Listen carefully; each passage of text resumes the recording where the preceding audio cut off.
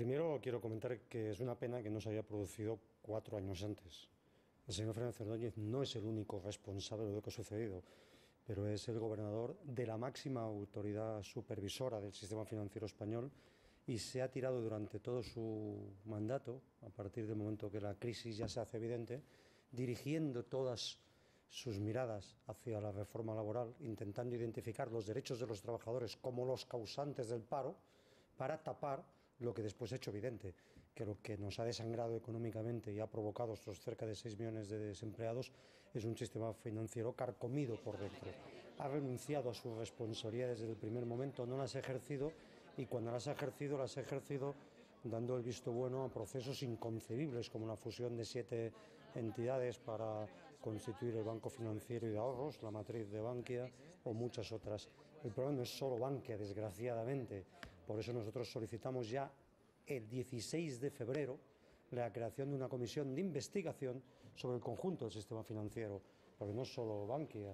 Ahí desgraciadamente tenemos paralizados los procesos de UNIM, de Catalunya Caixa, del Banco de Valencia. Tenemos otros conglomerados bancarios que están en una situación muy delicada. Entonces, el problema es una gravedad que creo que los ciudadanos no pueden entender, que después del esfuerzo que se les va a exigir para salvar el agujero provocado por esa ineficiencia de gestores, de los supervisores y de determinados dirigentes políticos, ni tan siquiera se les explique por qué ha pasado y dónde han estado los fallos. Porque desgraciadamente se negó la burbuja financiera, se negó que tuviera un problema el sistema financiero, se negó además que tuviera o hiciera falta una reforma financiera. Se niega cada día una cosa que la semana siguiente, desgraciadamente, los hechos desmienten. Y en cuanto a la gestión de Bankia en concreto, la fusión, la salida a bolsa, usted habla de la comisión de investigación, se está debatiendo si finalmente va a haber o no, o hay una subcomisión pública, veremos en qué queda todo, pero al margen de eso, poniendo el foco en las responsabilidades, para usted, ¿quién es más responsable o qué grado de responsabilidad tiene cada uno? El regulador, el supervisor, en este caso el Banco de España, es decir, Miguel Ángel Fernández Ordóñez, que por cierto mañana a las 10 está en la Cámara Alta, en el Senado, o los propios gestores, Rato, Blesa, Olivas. Para mí siempre los responsables son aquellos que cometen las irregularidades. En este caso, como mínimo, son irregularidades de gestión. Es decir, difícilmente puede decirse que han actuado como lo que mandata el Código Civil, como un buen padre o madre de familia. Primero, las responsabilidades son esas, pero sin duda detrás son las responsabilidades de quien tiene la obligación de supervisar el sistema financiero y regularlo. Quiero recordar aquí al señor Zapatero diciendo al inicio de esta crisis: posiblemente tengamos el mejor sistema financiero del mundo. Quiero recordar al señor Rato diciendo que, perdón, al señor Fernández Ordóñez diciendo que se debían adoptar determinadas medidas porque el sistema financiero era perfectamente sostenible. Ahora, la responsabilidad sin duda es de los que en Bancaja, en CAM está en otra operación, pero vamos a ver cómo sale, por cierto, Caja de Madrid, han hecho del sistema financiero un mecanismo de asunción de riesgos para financiar un pelotazo urbanístico que está en el origen de todo eso. Entonces, quienes asumieron más riesgos de los que sin duda eran aceptables y han dejado que eso sucediera así son los primeros responsables, y después quienes debían supervisar su actuación y no lo han hecho. Nosotros, yo sinceramente creo que la subcomisión a la cual el Partido Popular quiere llevar ese tema es una cortina de humo, es una camama. Esa subcomisión se creó sencillamente para analizar cómo estaba funcionando el FROB. Es una subcomisión, además, que ya se acuerda que sea puerta cerrada, con los temas limitados. Si fuera pública, ¿serviría para algo? Yo creo que si es pública y si es para el conjunto del sistema financiero, sí, y se puede pactar cómo se empieza. Yo creo que si no se quiere convertir la comisión en un cenagal, se puede hacer. Claro, si a mí el Partido Popular o el Partido Socialista, desde diferentes responsabilidades, dicen: es que no creemos que eso sea positivo porque eso va a terminar en un cenagal de denuncias mutuas y de sacar la porquería de todo el mundo, a eso están dando por supuesto que ya no ven la comisión como un intento de analizar qué no ha funcionado, por qué no ha funcionado, quién es responsable. Quiero recordar que existen dos países nada sospechosos de ser intervencionistas, como son Estados Unidos y Reino Unido, que en sus congresos crearon unas comisiones de investigación que han llegado a unas conclusiones muy interesantes que les están sirviendo para reformar su sistema financiero. y en este caso en concreto, en el de esta comisión de investigación, ¿cree finalmente, lo escuchábamos hace un momento y luego lo vamos a analizar en el tramo final del programa, va a cambiar la opinión del PSOE? Es decir, ¿algo está cambiando? ¿Finalmente usted cree que va a haber comisión de investigación o no? Yo creo que desgraciadamente al Partido Socialista le puede más el miedo a que esta comisión de investigación se convierta en un gran Cenegal, donde aparezca porquería por todos los lados, al miedo a que la ciudadanía no entienda que después de aportar, se van a tener que aportar no menos de 60.000 millones de euros a capitalizar el conjunto del sistema financiero. Y tenemos recursos que ya todo el mundo considera que son recursos como mínimo dudosos en cuanto a su viabilidad, por importe que puede superar los 230.000 millones de euros. Estamos hablando de una cantidad brutal. Entonces vamos a tener que acudir, según sus datos y sus cuentas, necesariamente a ayuda exterior, ya sea del FMI o del Mecanismo Europeo de Estabilidad. Mire, yo no lo sé. No tengo los datos suficientes como para saberlo. Todo apunta que no hay musculatura suficiente ni en el sector privado ni en el sector público español para poder salir de este atolladero al que nos haya llevado 4 años de ceguera total. Pero lo que sí sé es que no sirve de nada que el señor Rajoy lo niegue. Yo creo que el señor Rajoy se debería dar cuenta de una cosa. Sus palabras ya no sirven de nada, porque desgraciadamente una semana después los hechos las desmienten. Entonces, si quiere generar confianza, no puede hacerlo con palabras, con declaraciones muy contundentes, lo tiene que hacer con hechos. Las palabras del señor Rajoy, y me sabe mal decirlo porque es el presidente del gobierno de España, ya no sirven para los ciudadanos de este país, porque los ciudadanos de este país ven, mire usted, entre una semana han pasado unas cosas increíbles, yo lo denunciaba en mi intervención en el Congreso. Una semana hemos pasado de que el señor Rajoy decía no va a haber ni un solo recurso público para ayudar a la banca, para el saneamiento de la banca, a la semana siguiente el señor Guindos en la Comisión de Economía decir banca va a disponer de toda la capitalización que sea necesaria para salir adelante. Claro, en una semana de diferencia, eso no es que no genere confianza en los mercados, es que los ciudadanos, que es lo que creo que nos debe importar en estos momentos, están perplejos de cómo se les puede estar engañando permanentemente. ¿Y cuál es la solución? Usted hablaba de que las palabras ya no sirven, que hay que actuar y llevar a cabo hechos, actuar. ¿Qué es lo que se puede hacer? En junio, mediados de junio, se conocen los primeros datos, que luego van a ser más precisos en septiembre, pero más o menos un mapa de cómo está, qué provisiones son necesarias para el sistema bancario español, en junio las tenemos. A partir de ahí, según su volumen, ¿qué hay que hacer? ¿Actuar de una vez? ¿Evitar el goteo? ¿Acudir al rescate? Yo esta tarde precisamente he planteado en mi intervención en el Congreso una propuesta de mínimos de 6 puntos en nombre de Iniciativa per Catalunya Verds, del Grupo de Izquierda Plural, que creo que podía establecer el consenso.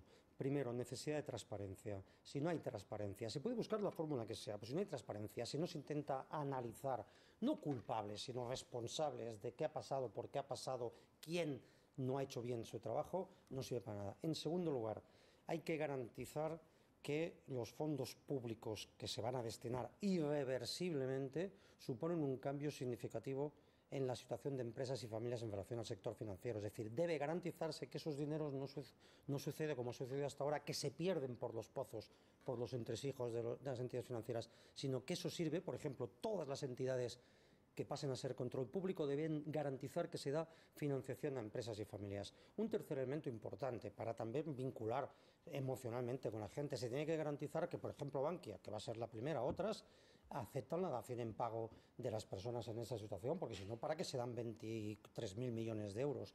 En cuarto lugar, es clave, imprescindible, garantizar que los aspectos centrales de las obras sociales de la Caja, digo los aspectos centrales, no todos, los aspectos centrales se mantienen, están haciendo obras sociales de mucha magnitud y no pueden desaparecer. Y en quinto lugar, garantizar sin ningún tipo de dudas que al final del proceso eso no vuelve a ser otra vez devolverle eso al sector privado, haciendo creer que España que los ciudadanos no han puesto nada. Creo que si el sector público es bueno cuando las vacas están famélicas y se requieren recursos para el sector público, capital público y gestión pública, pueden ser buenos también para el futuro. Por una cosa, porque esta crisis va a terminar con un oligopolio espectacular del sistema financiero, que vamos a pasar de decenas de entidades financieras a posiblemente 6 o 7 estrictamente al final de esta crisis, y el oligopolio financiero supone un riesgo de exclusión social de muchas personas, y eso solo se puede evitar desde un agente que desde el sector público sea un agente bancario de mayoría pública y dirigido por el Estado. Y eso no debía ser un anatema. Si se hace cuando las cosas van mal, se debería poder hacer cuando las cosas van bien. Enseguida le cedo el turno a mis compañeros, que saben que es lo habitual aquí hacer una pregunta, pero antes una cuestión más y una imagen. Hace poco le veíamos a usted, creo que la semana pasada, en una comisión del Congreso, hablando de la reforma laboral. Se presentaban una serie de enmiendas pactadas entre el Partido Popular, el grupo mayoritario UPyD y algún, no sé si CiU incluso. Mayoritariamente con CiU, sí. Seguro que se acuerdan las imágenes, pero las vamos a refrescar. Vamos a ver esa secuencia la semana pasada en el Congreso de los Diputados. No, vamos a ver. Una cosa es flexibilizar el procedimiento y la otra es cargarse cualquier procedimiento democrático. Lo que no se puede es pretender cargarse el procedimiento democrático pretendiendo reventar la comisión. Eso es lo que no se puede. ¿Vosotros creéis que se convoca una sola comisión y nos presentáis ahora un texto alternativo? Que si queréis un rato para estudiar. Un texto alternativo. ¿Cómo tenéis un rato? No, si vosotros vais a imponer vuestra mayoría absoluta, pero va a ser una imposición antidemocrática. No, lo que no es democrático es antidemocrático lo dirás tú. Aquí las cosas que no son como tú quieres son antidemocráticas. Anda, nariz. La democracia no la marcas tú, no estuviera. No es un texto alternativo. No, hijo. Porque la mayoría de las veces ni siquiera serán las transaccionales. O sea, que no me... Yo soy nuevo, llevo solo 5 meses esta legislatura y unas cosas que más me ha sorprendido es la poca calidad del procedimiento de debate. Yo soy profesor de Derecho al Trabajo, he sido abogado laboralista, he sido también sindicalista y le puedo asegurar que el debate de la reforma laboral es todo menos un debate en profundidad. Y yo creo que sale perdiendo todo el país. Y el Partido Popular creo que se ha equivocado y en estos momentos ya empiezan a reconocerlo. No es posible que no se debata en pleno, que se delegue en comisión legislativa, que recordé que es una figura jurídica creada por Mussolini y criticada por toda la doctrina constitucional porque supone un debilitamiento del procedimiento democrático, y que la delegación en la comisión se resuelva en una ponencia que dura 10 minutos y en una comisión que llega el Partido Popular y Convergencia y Unión con las cosas pactadas y nos lo ponen encima de la mesa y nos dicen esto es lo que hay, como las lentejas, o te las comes o las dejas. No es normal, porque incluso desde el punto de vista yo creo que se ha perdido la oportunidad de mejorar ese texto y eso lo va a pagar el conjunto de la ciudadanía.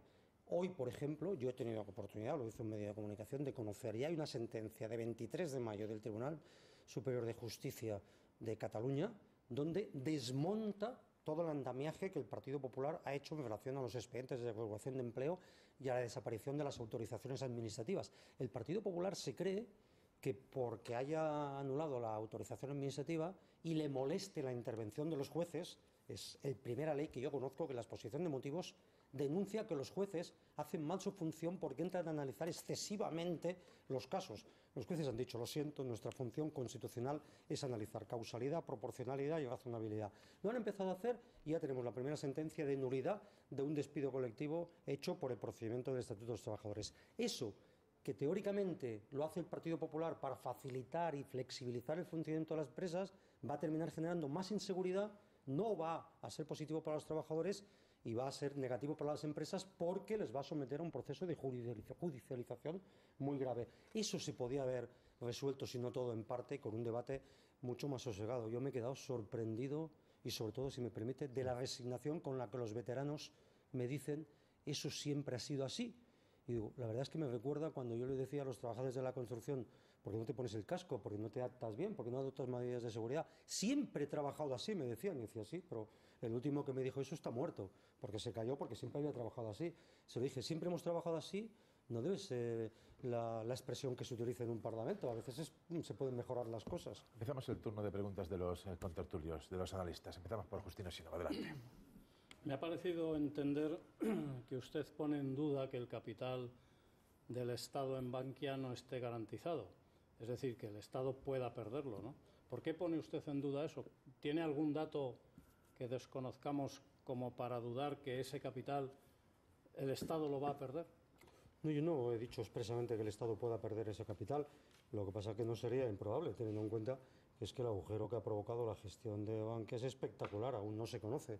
Y cuando resultaba que todo se podía resolver con participaciones preferentes de 4.300 millones de euros, que supuestamente, según el señor de Guindos, iban a ser recuperadas por el FROB, no solo se recuperan, sino que pasan a ser acciones públicas, sino que además tenemos que poner 19.000 millones más. Es decir, espero que no. Deseo por el bien de todos, de Bankia, de los españoles, de los trabajadores de Bankia, de todos los accionistas, que no. pero las personas que suscribieron participaciones preferentes de Bankia han perdido su capital.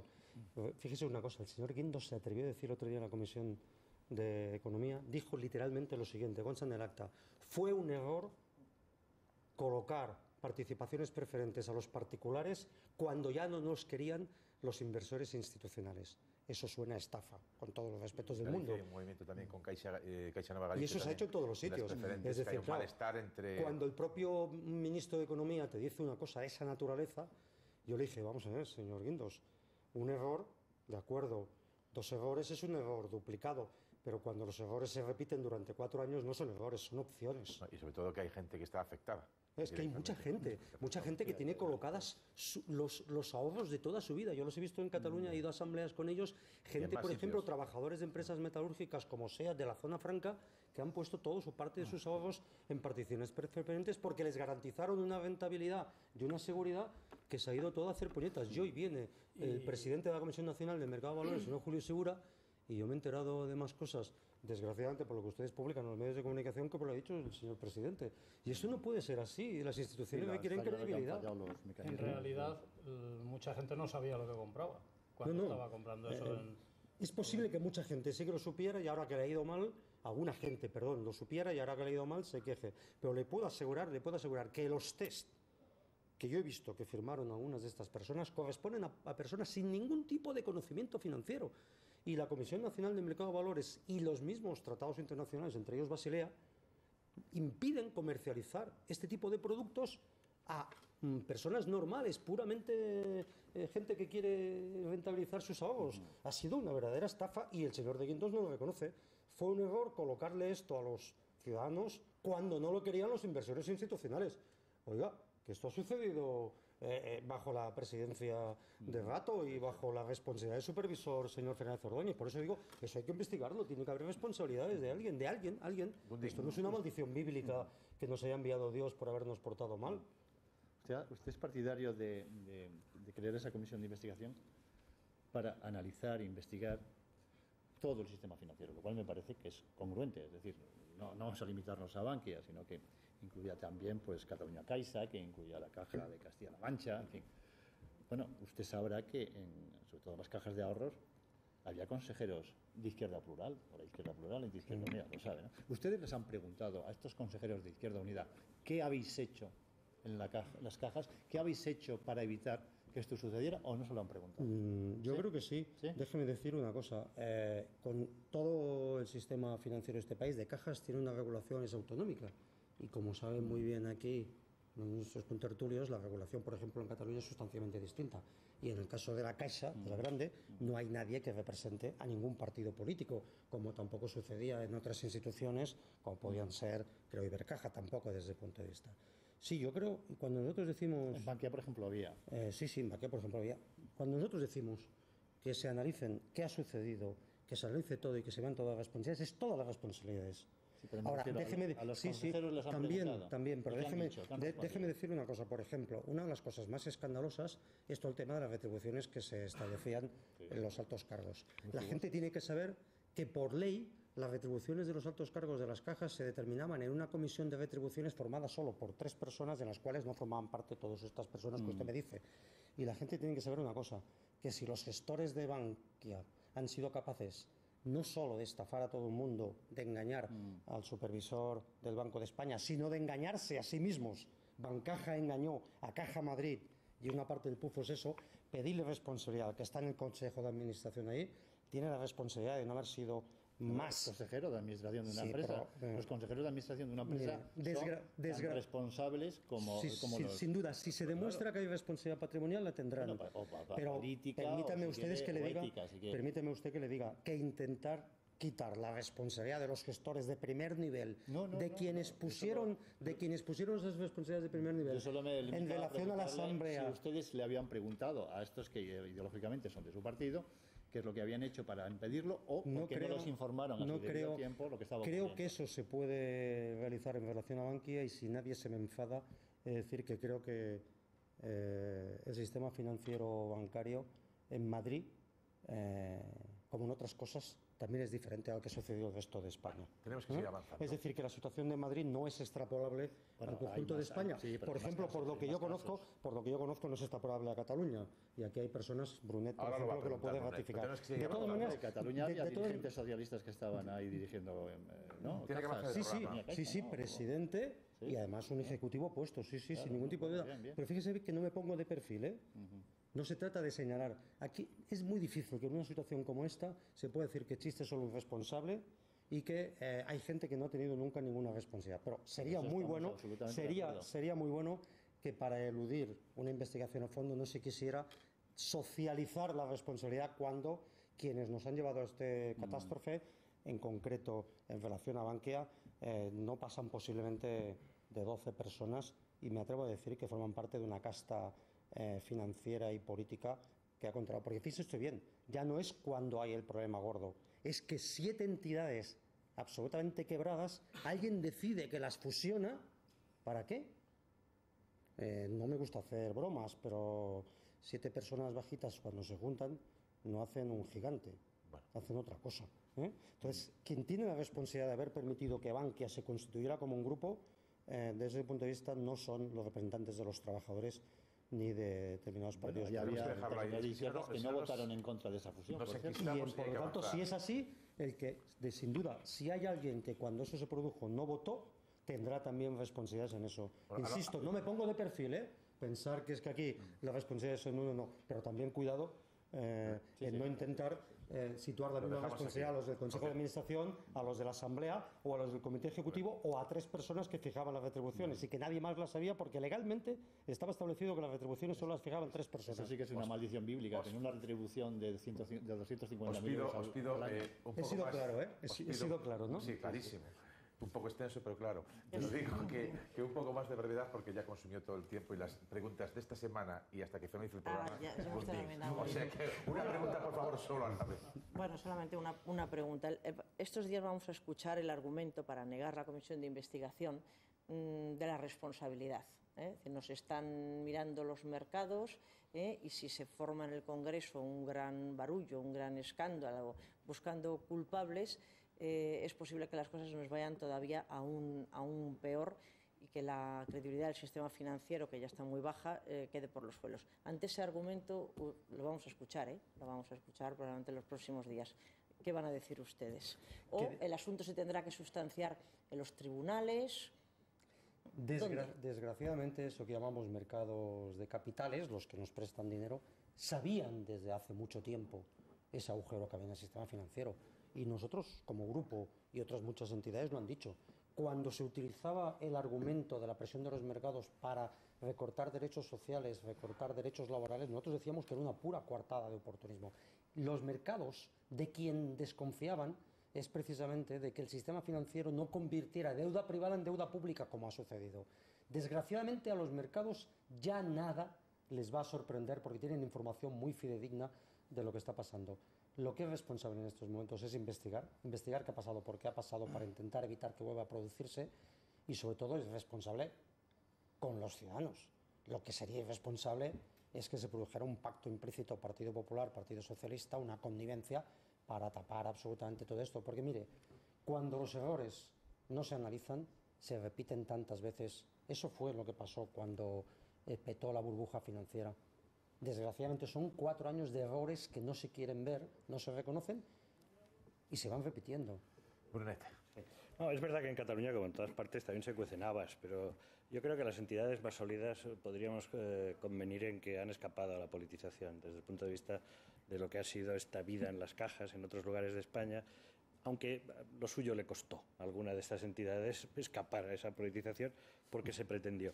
Pero en todo caso, el señor Coscubiela, y dado que es abogado y que yo sé que él actúa ante los tribunales y ha tenido iniciativas cuando ha considerado que hay irregularidades graves, ¿no? Creo que hay un indulto que tiene planteado un recurso en el Supremo, por ejemplo, pues yo le preguntaría sobre algo que decía hoy Rosa Díez, por ejemplo, y es que si el Parlamento no consigue hacer agua clara de toda esta situación, pues no descarta que acabe en los tribunales la demanda de responsabilidades.